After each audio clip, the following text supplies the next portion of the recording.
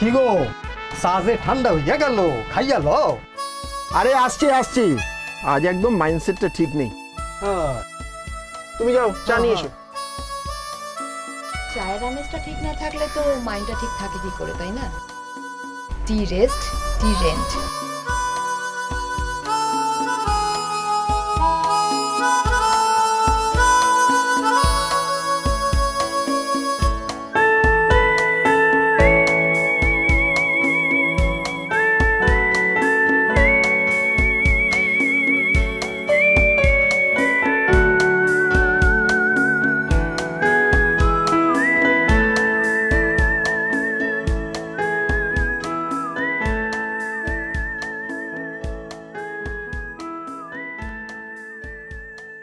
Hello, উদ্ধার করো। তাহলে তো আপনার নামটাও টি দিয়ে শুরু হওয়া উচিত ছিল, যেমন ধরুন টি মৌ। আপনি সকাল সকাল ডায়লগ, আবার পেশায় কবি। আচ্ছা, আমার নামটা জানেন কি করে বলুন তো? রবিদা, হ্যাঁ কও। তোমার দোকানে আমি কতদিন আসছি? 4 বছর হইল গিয়া। আর ম্যাডাম কতদিন হইল গিয়া? 1.5 বছর তো হইবই।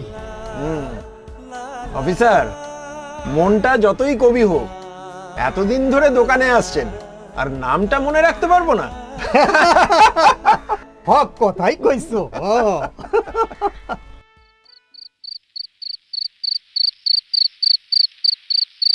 কিরে, অনেক দিন থেকে দেখছি আজকাল চা খেতে একটু বেশি যাস। তো চায়ের দোকানে প্রেম টেম শুরু করলি নাকি রে? ও না রে বাবা, সেরকম কোনো ব্যাপার নয়। একজনকেই তো প্রতিদিন দেখি। এই জানিস তো তপন, ও যখন হাসে না, তখন মনে হয় দুনিয়াটা ঠিকই আছে। ওহো, ওই হাসি টাসিতে পড়ো না বাবা, হাসি থেকে সাবধান। কেন? ওই হাসি থেকেই সাবধান। সে কি? হ্যাঁ, আমিও একবার হাসিতে পড়েই ফেঁসেছি, তারপর এখনো উঠতে পারিনি, বিশ্বাস কর। তুই শালা দারুণ রসিক কথা বলিস তো। আসলে ব্যাপারটা কিছু না, জাস্ট বুঝতে হবে। মানে প্রেমটা হলো এই চায়ের মতো, হ্যাঁ যত ফোটাবি তত সুগন্ধি ছড়াবে, হ্যাঁ। আবার বেশি ফোটালেই তেতো। একদম ঠিক বলেছিস।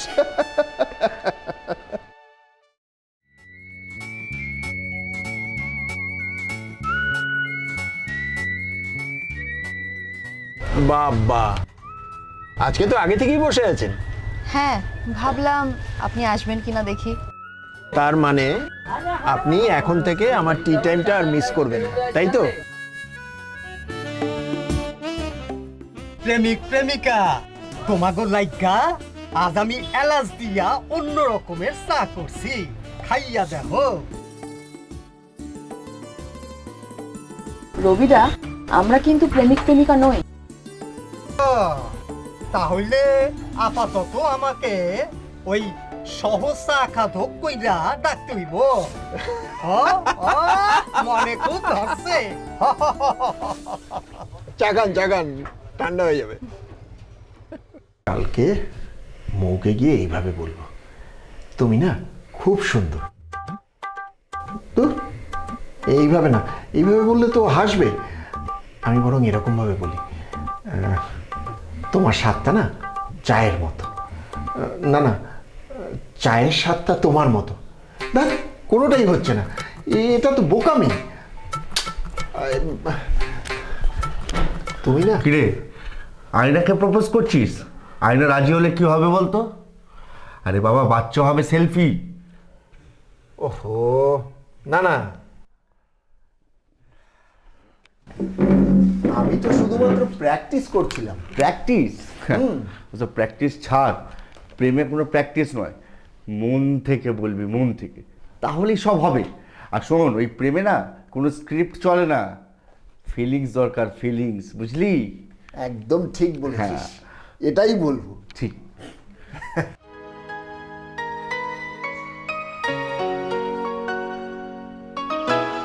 কিরে মো, এখানে তুই ক্যাফেটে যাবি বললি, গেলি না?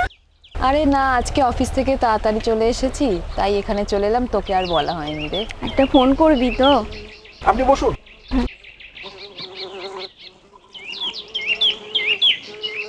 ইনি কে? উনি হলেন আমার চায়ের দোকানের বন্ধু। ভবিষ্যতের না তো? ঠিকই ধরেছেন, আপাতত চায়ের বন্ধু, তবে ভবিষ্যতে কফির পার্টনারও হতে পারে। বাহ, দারুণ স্মার্ট তো। নাম্বারটা পাওয়া যাবে?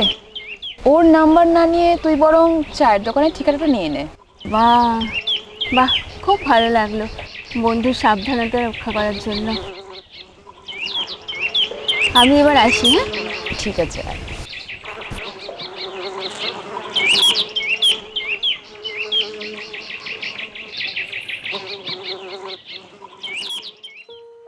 ছোট আইসকা হইল গিয়া স্পেশাল ফ্রি যুগল প্রেমিক আর প্রেমিকার লাইকা এক কাপ চা। আরে ওয়াও, তাহলে আমাদের দুটো দিন। আমরা প্রেমিক যুগল হলাম কবে থেকে? আরে যেদিন থেকে তুমি চা খাওয়া শুরু করলে সেদিন থেকে। কি সুন্দর কইলার গো, পরান্ডা না আমার জুড়াইয়া গেল। এই লাইনগুলা আমি আমার দোকানের বোর্ডে লিখা রাখো। তাই নাকি? তুমিও না?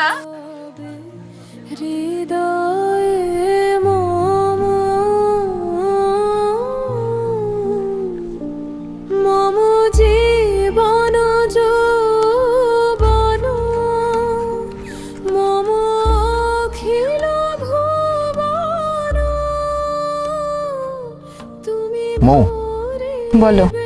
তুমি জানো আমি প্রতিদিন ওই চায়ের দোকানে কেন আসি? কেন? তোমার ওই সুন্দর মুখের হাসিটা দেখবো বলে। আচ্ছা, তুমি কেন আসো? আমি আসি তোমার দেরিটা দেখবো বলে। কি জানি কবে তুমি তাড়াতাড়ি আসো। তাহলে এখন থেকে আর দেরি করব না, আগে এসে চা খাবো, তারপরে একসাথে হাঁটবো।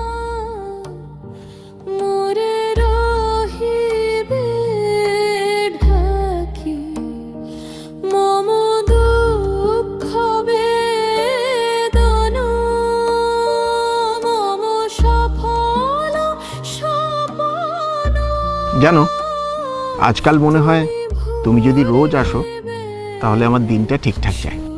আর আমি ভাবি তুমি না থাকলে দিনটা একঘেয়ে হয়ে যায়। তাহলে এক কাজ করব, এখন থেকে আর দেরি করব না, আগে এসে চা খাবো, তারপরে হাঁটতে যাব। চুক্তি পাকা? একদম।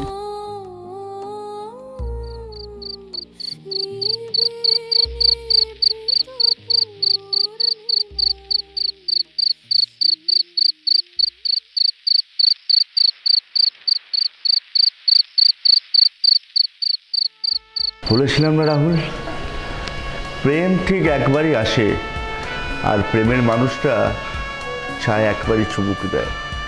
আসলে প্রেমটা হলো একটা চায়ের মতন, যত ফুটবে তত স্বাদ। আর আমি এখনো ফোটাচ্ছি।